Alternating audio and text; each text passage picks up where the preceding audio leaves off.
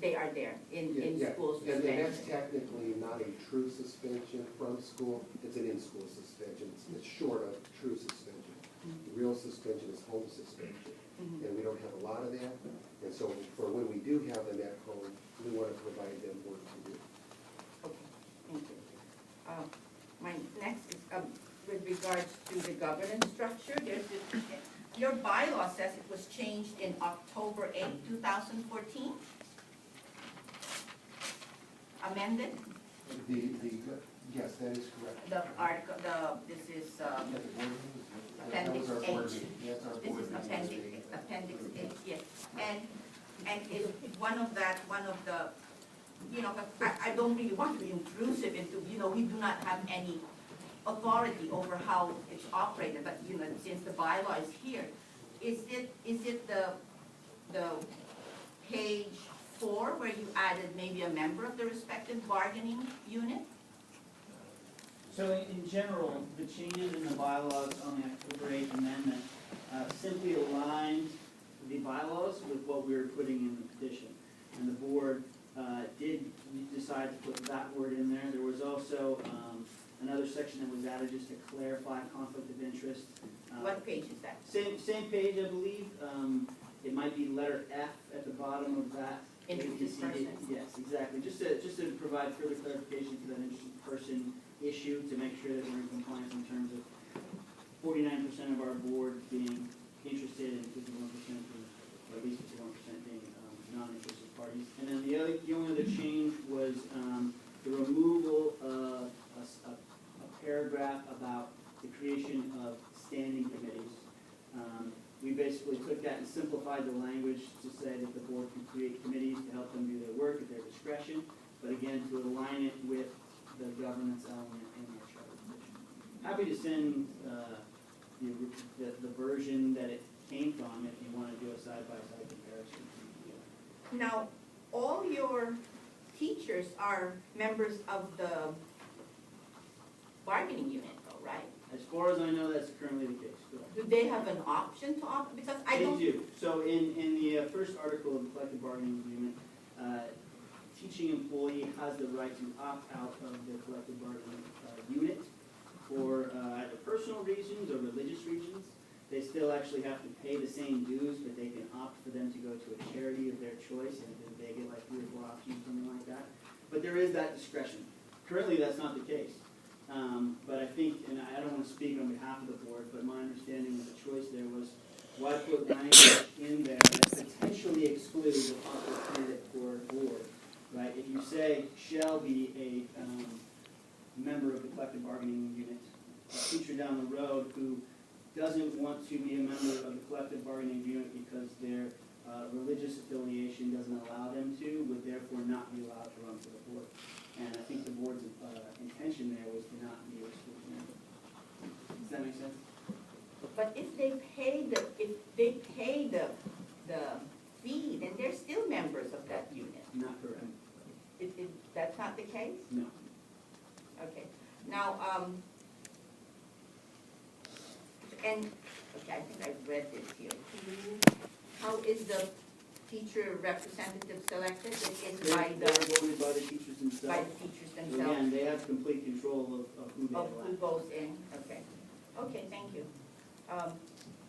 The only exception to that would be the person who is the union rep. Yeah. That's correct. If you are a member of the bargaining team, then you're not allowed to be a candidate for the position. Same as on the administrative side. If you can participate in collective bargaining, then you cannot be an administrative rep. Okay. On there. I was a little confused about the shall and may and your intent. You have expressed your intent. I'm still concerned about it. But I'm also concerned how it's working to have a member board and you have 4 employees. How does that work when they have to recuse themselves?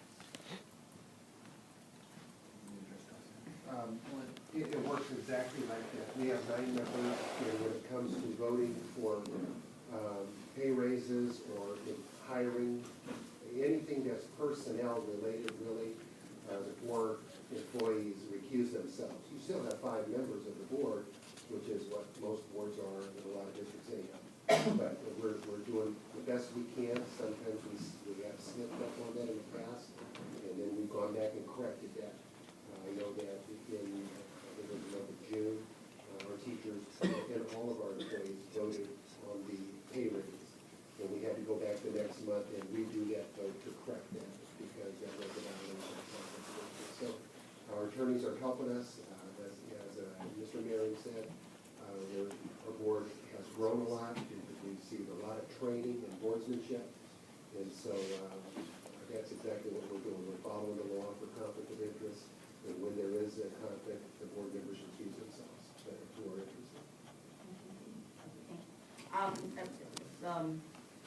I didn't number this right. Anyway, my next question is on, we do hear a lot of things. We get a lot of emails, we get the newspaper, all those articles, and we can't help but read them.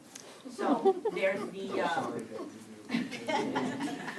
issue of the Brown Act, and this was really directed to you when it comes to compensation of, and you do have here in your petition that you are to follow the Brown Act.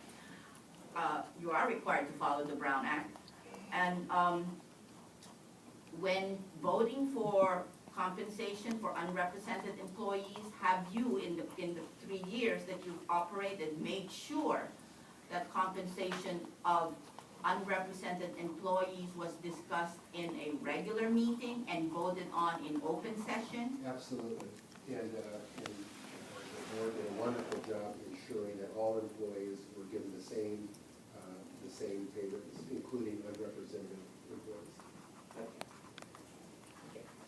My next question is on the conflict of interest. Again, it's something I read in, I think it was emailed to me.